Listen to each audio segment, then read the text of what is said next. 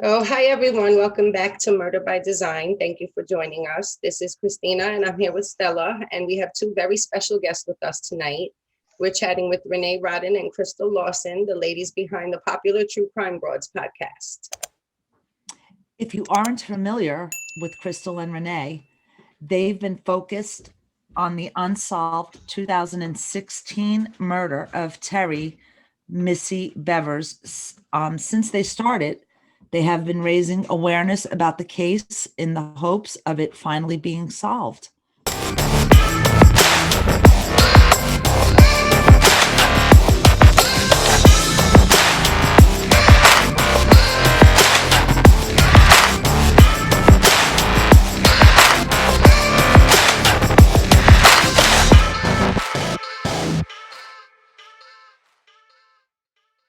Hi, ladies. Hey, thank Hello. you for having us on. Oh, thank you so much for taking the time to speak with us tonight. We truly appreciate We've it. been looking forward to it.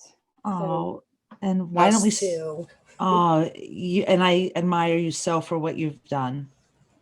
Well, thank you. You too. Thanks for having us on. I think that true crime is intriguing, but when it happens in your own backyard and to someone that you can relate to, it's even more intriguing. We've just been obsessed with this case. And you've done a great job with awareness. Thank you.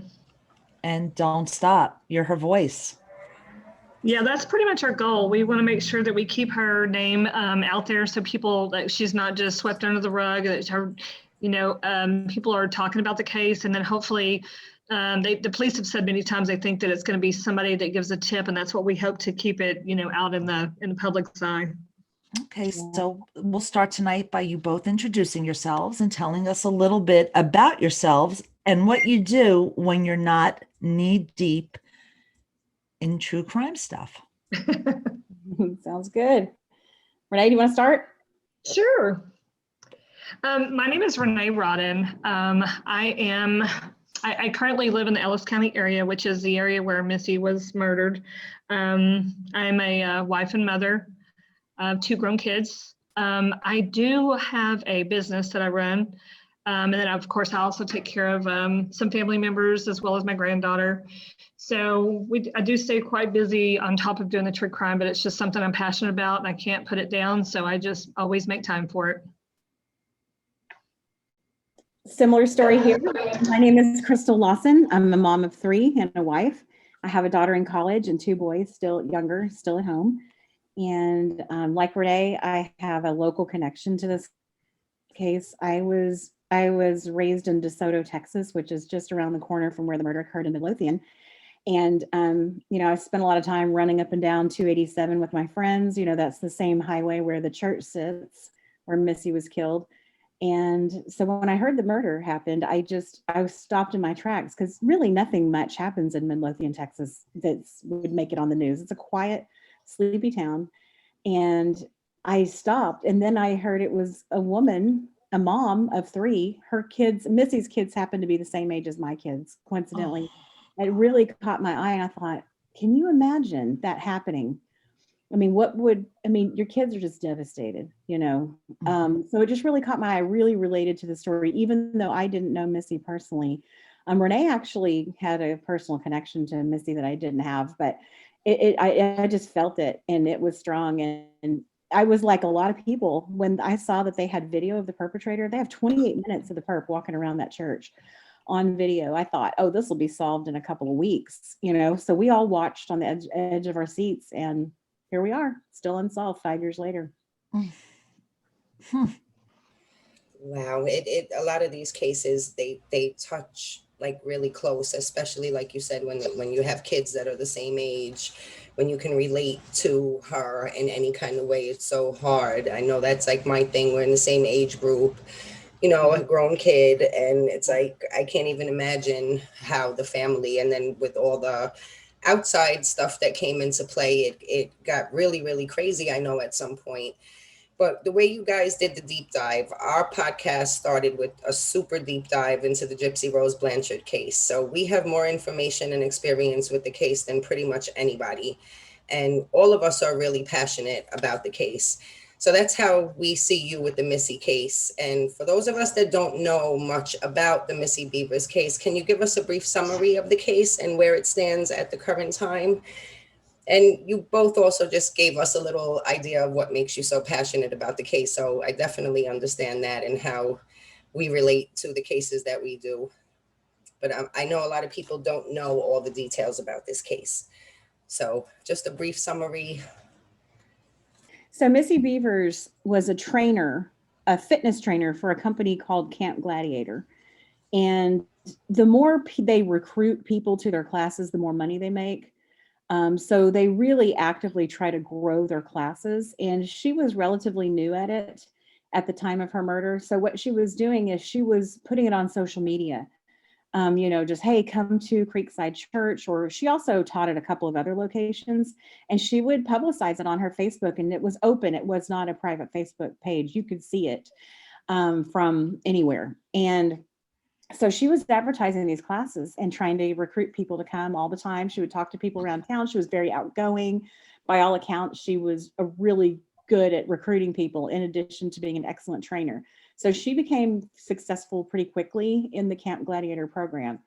My understanding is that's a nationwide program. So people listening, even if you're not in Texas, you've probably heard of it.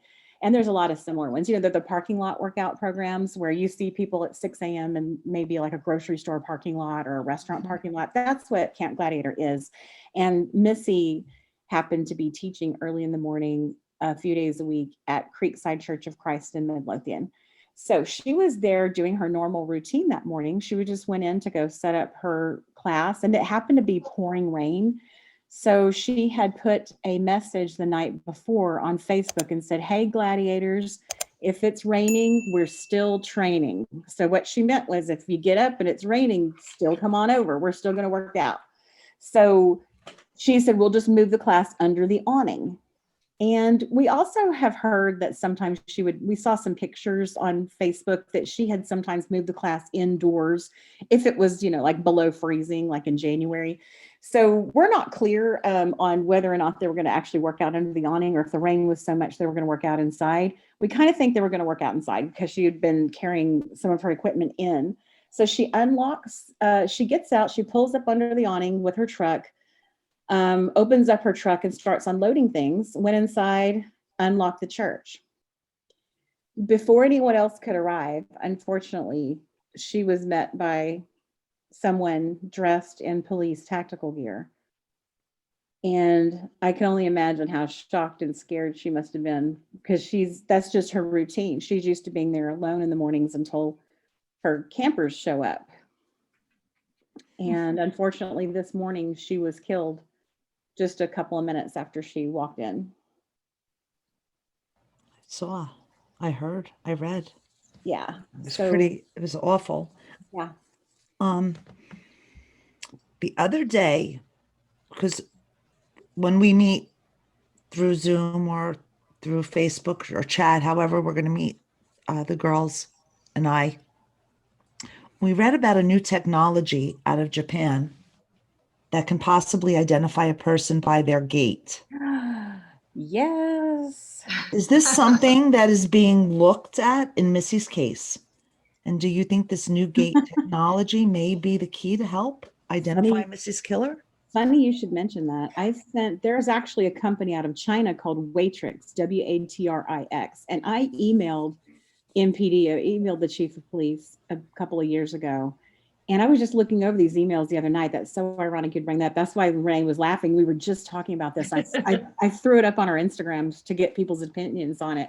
And Watrix, I know there is a Japanese company as well. I just happen to be more familiar with the Chinese company. Okay.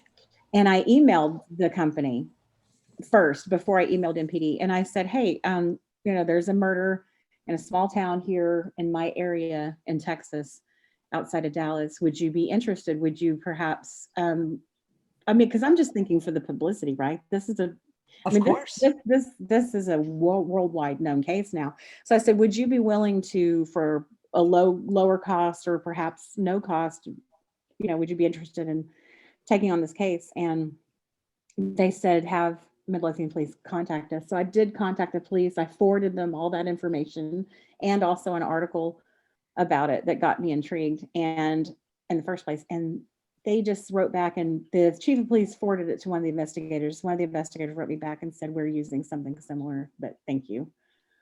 So Really? I was a little discouraged because my husband said, there's no way they're using something similar. This is brand new, technology overseas.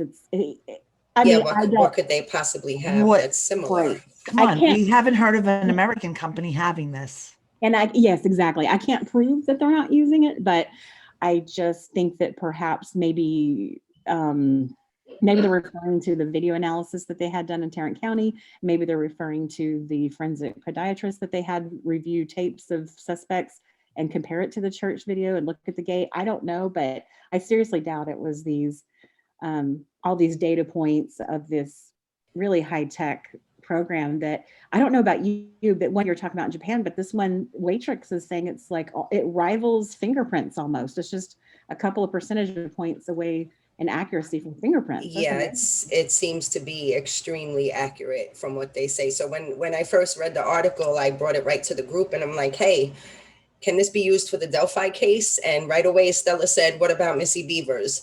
And with Delphi, they're saying because of the bridge not being level and that may throw the gate off, it may not be a good option for Delphi. But for the Missy Bevers case, it absolutely should be an option.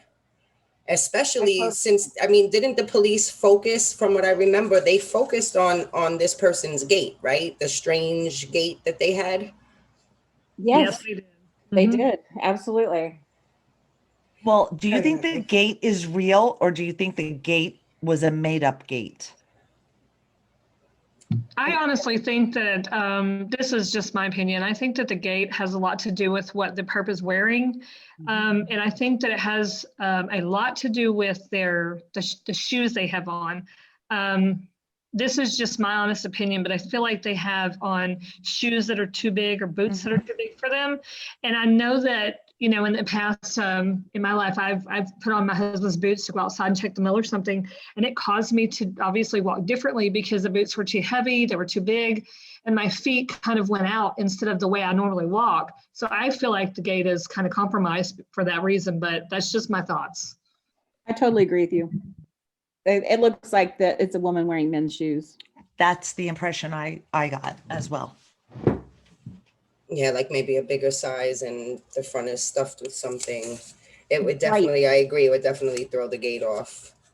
And also the gate is kind of different. In that one shot where the perpetrator is sort of diagonally going across the room, they have that gate and it's really distinctive, but you don't really see it as much in some of the other takes where they're walking. So kind of makes me think it is the shoes, a big part of it. But still, that gait analysis technology we were talking about, it says on there, it can see through human manipulation, like someone trying to fake a gate.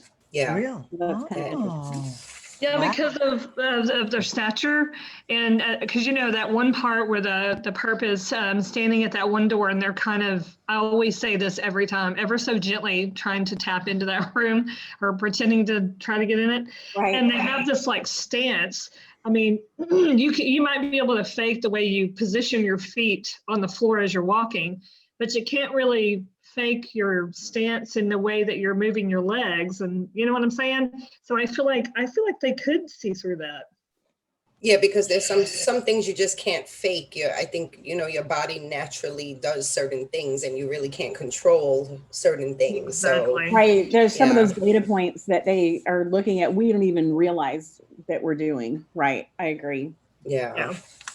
Well, we know that to protect the details and the integrity of an active investigation, law enforcement can't just tell us everything that they know. But I also remember that there was a lot of controversy in this case about quote unquote armchair detectives causing problems, calling in tips that weren't really tips, wasting a lot of time.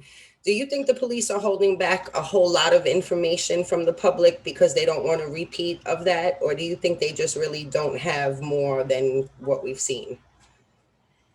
I really hope they're holding stuff back because then that means it might get solved. I worry that it's the other, that they don't have enough. I really hope the reason they're quiet is they know who it is and they just don't have enough information, enough real evidence, that would rise to the level of legal evidence in court. So that's what I'm hoping is going on, because, you know, if they've got to have probable cause to arrest and all that stuff. And I'm really hoping that it's just, they know who it is, but it's just, they need to strengthen it. That's what I'm hoping for. Yeah, that's also my hope when I think about this case, because to think that they really don't have anything more it's like tragic just thinking about it. But I remember when all of that happened, so I'm like, well, hopefully they're holding a lot really close, close to the vest because of all that. And later on, we will find out that they knew a whole lot more. They just couldn't tell everything. I bet that'll end up being the case. I sure hope so. Me too. I kind of feel like that is the case. And I'll tell you one of the reasons I believe that. When we decided to do a billboard and raise money for a billboard to hopefully bring in even more tips, we actually talked to, we didn't talk to them, but we got in touch with someone who asked the police if they supported us in doing a billboard, and they said absolutely. So I feel like they are just waiting on any opportunity they can get to get the tip that will, help bring in this person. So I feel like if they didn't, they probably wouldn't have done that and been reaching out more and maybe doing more press conferences and stuff. So I kind of feel like they do have, you know what I'm saying? They just need that one piece of information to convict this person, and they're just waiting on that. Yeah, I hope so. And they do seem to think it's isolated, because never once has Midlothian police ever said, lock your doors, look out, they've never warned the public. So I feel like they know it's contained to Missy. Yeah. Yeah, I could agree with that. So Missy's husband and father-in-law were cleared by police and have never been considered suspects. Yet so many people online seem to be adamant that one or both of them are involved somehow. Do you think there's any reason that they shouldn't have been cleared or are possibly hiding something in this case? I really think that what's going on is people that haven't taken a very deep dive into the case are just automatically going to say it's someone close to her. The husband did it, because let's face it, a lot of times the husband does do it. So I don't think it's really crazy that people go there initially. I think all of us entertain that on day one, but I don't think that there's any reason for them to be suspected at this point. I mean, the father-in-law was not in town, and those are hard facts that aren't opinion. I mean, he literally was out of town. We've talked to people who know him, but also the police have verified that he was in Oceanside, California. They verified it through phone pings. They verified it through his travel records. They verified it through people who were physically with him in California that night, hanging out until late. So there's no way he could have traveled all the way to Midlothian, Texas. So, I mean, the father-in-law is just a no-go. And same goes with Brandon. He was on that annual fishing trip that he takes all the time. And I've often wondered, as an aside, Renee and I have talked about this, I wonder if the perp knew he was out of town and thought that would be a good time to do it, or was that just a huge coincidence? We don't know. But anyway, so yeah, Brandon went on that annual fishing trip with the same guys every year. And we did see proof that it was an annual thing, because Renee and I are Snoopy, and we rolled back in their Facebook and we saw the previous year's post about it. So it's an annual thing, same guys.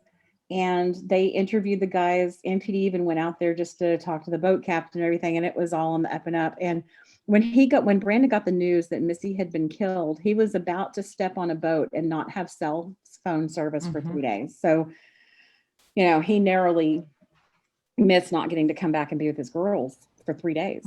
So that would have been terrible too, on top of the horror of what happened. I think you guys have a Facebook group. We have a Facebook group. I'm sure you've seen drama the way we've seen drama in the groups.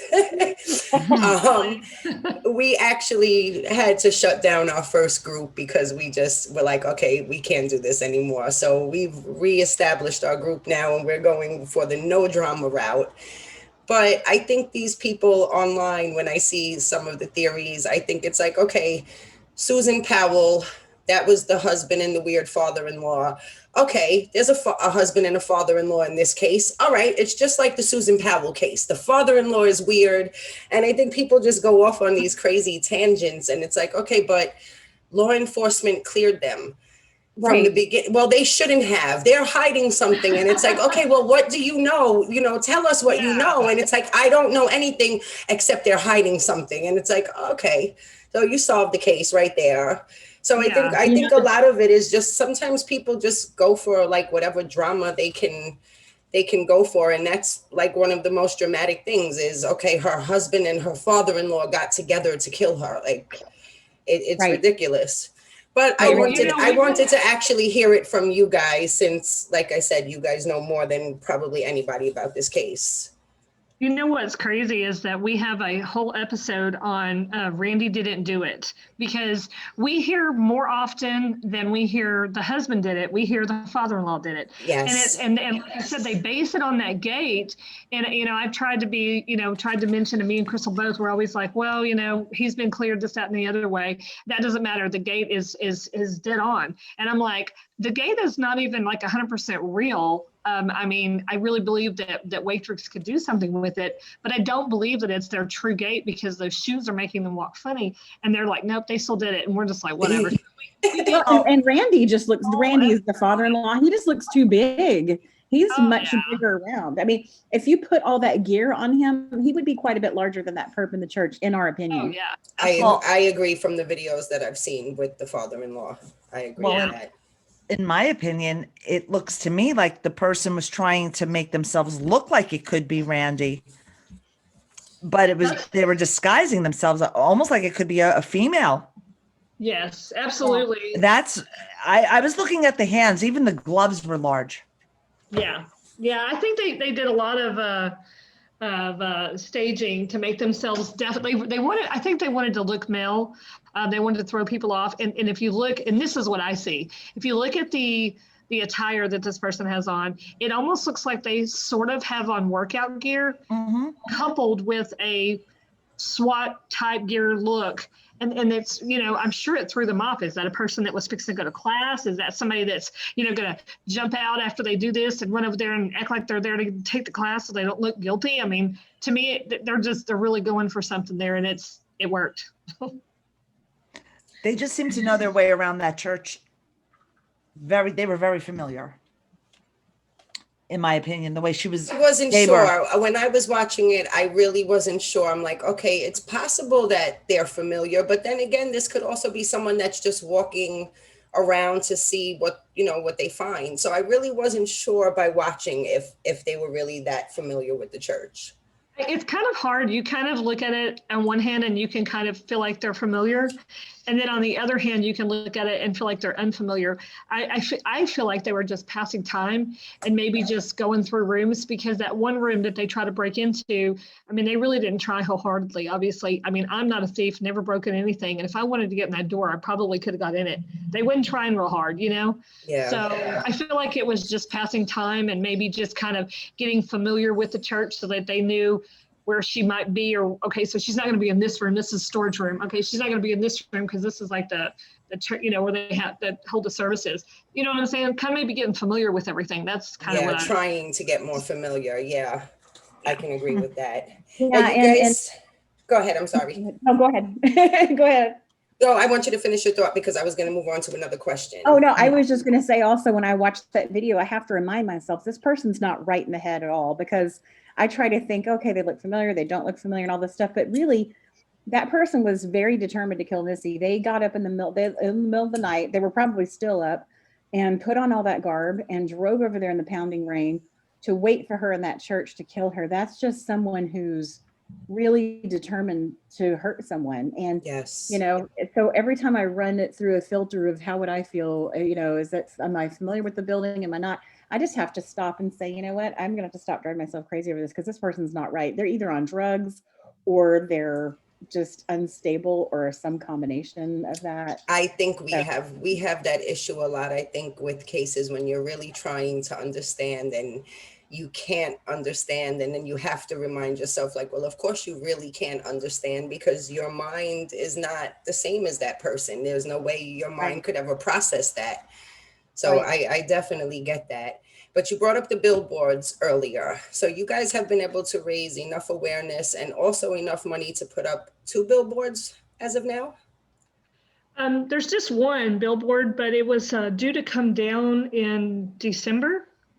And we had a listener that called in and paid for it for another 4 months, and they have committed to continuing the billboard as long as it needs to be there.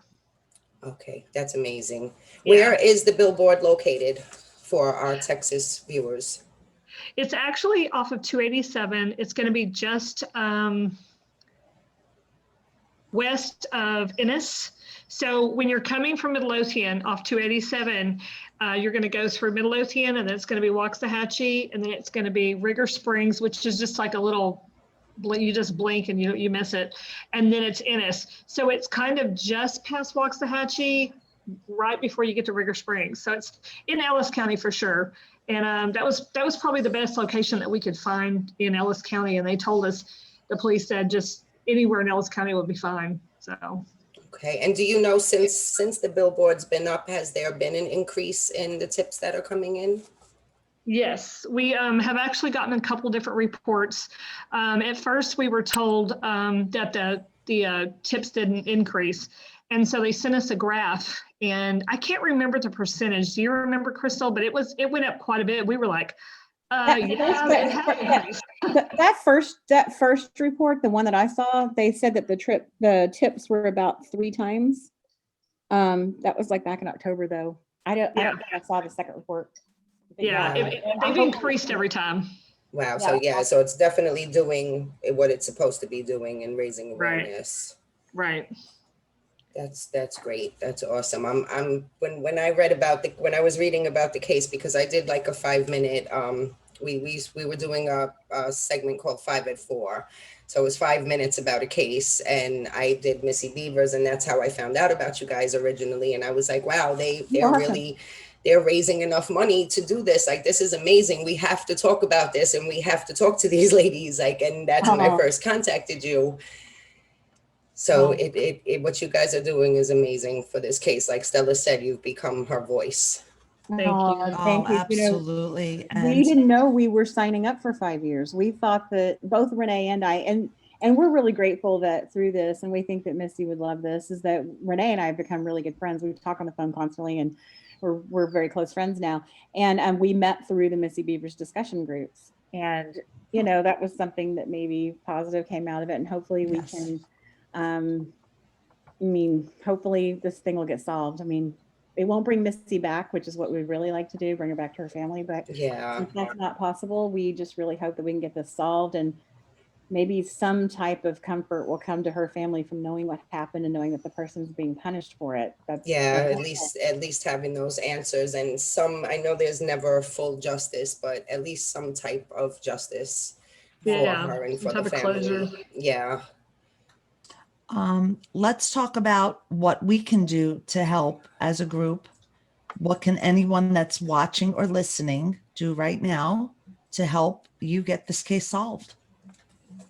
Share, if you'll go to True Crime Broad's Facebook page, maybe share a post about maybe what the perpetrator looks like. From time to time, where we'll point out features, like the forensic podiatrist said that the perpetrator appears to be double jointed in the knees. And hypermobility is another word for being double jointed. And we looked it up, and hypermobility is only in about 20% of the population. So that right there narrows it down considerably. And we would just ask people, if you're local, do you know anyone who was acting weird during that time? Do you know anyone who maybe didn't say very nice things about Missy when they saw it on the news that she had been killed? Maybe, Cheryl McCollum was on our show, and she said that the perpetrator is probably out there. If something about Missy Bevers comes up, they might say, well, if she hadn't been doing this or hadn't been this way, maybe she'd still be alive, stuff like that. Has anyone heard anything suspicious? Or did your neighbor disappear overnight and act weird the next day? Or did someone come to work exhausted that next day and they weren't accounted for. You know, there's just anything like that if you are local. And then if you're not local, if you could just share some of our posts, maybe go to the Midlothian Police YouTube channel and share the video of the perpetrator. And I just hope, you know, we hope that maybe it gets shared enough, it'll finally get to a person that can help, that would call in the right tip that they're looking for. And We of also- course, we'll put links to everything in the show notes so that everybody can find your Facebook page and the podcast and the group and everything. So that'll be easy for them to find. Right. We also have a Twitter, an Instagram, and a YouTube as well. So if that's if there's people out there that don't use Facebook by chance, they can always go to our YouTube. Our Twitter, Instagram, and then we do have some of our podcasts uploaded on the YouTube, but not all of them. Okay, and what are your plans for the podcast going forward? Are you going to be, I know you've done a couple of other episodes on like Chris Watts and a few other cases. Are you going to be branching out into other cases also? You know, the main reason we do that is because there's two reasons. One reason is we're just all talked out on Missy Bevers, and we kind of need some time to reset and try to think of another avenue to take, since the police haven't released anything new in so long. So what that allows us to do is kind of reset and keep our audience, but also it brings in other people to the case, because people who are searching for a podcast about Chris Watts, you know how popular that case is. Yes. And Renee and I were both very interested in that one as well. So doing that episode, I feel like it brought people to the Missy Bevers case that weren't aware of it. So that was helpful too. So we will continue to do other high profile cases, but our focus is Missy's case. Okay, well, we are really looking forward to seeing what else you ladies have in store for us. And like I said, we're going to put links to everything in our show notes, so be sure to check those out. And thank you, True Crime Broads, Renae and Crystal, for being here with us tonight. We appreciate you both, and we definitely have to do this again soon. Maybe we can get together and collaborate on some cases. Thank you so much for having us. And thanks for hanging out with us and dishing true crime with the Good Wives and Murder by Design. We'll see you next time. Good night. Good night, ladies.